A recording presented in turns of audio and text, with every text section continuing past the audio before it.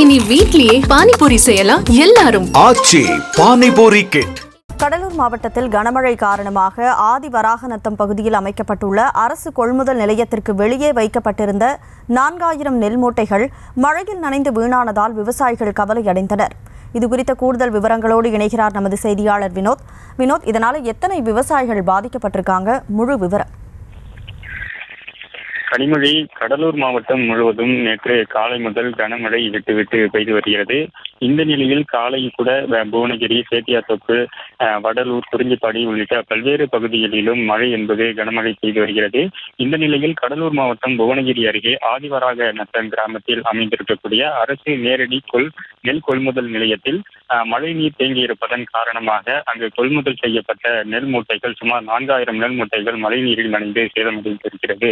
புவனகிரி சுற்றி இருக்கக்கூடிய பல்வேறு கிராமங்களில் இருக்கக்கூடிய விவசாயிகள் தாங்கள் விளைவித்த நெல்மணிகளை அந்த நெல் கொள்முதல் நிலையத்தில் கொண்டு சேர்த்த நிலையில் தற்பொழுது பெய்த கனமழை காரணமாக அந்த நெல் மூட்டைகள் முற்றிலும் மழை நீரில் சேதமடைந்திருக்கிறது.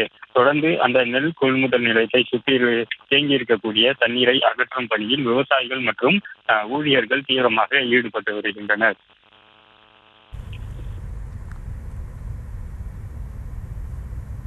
விவரங்களுக்கு நன்றி வினோத்.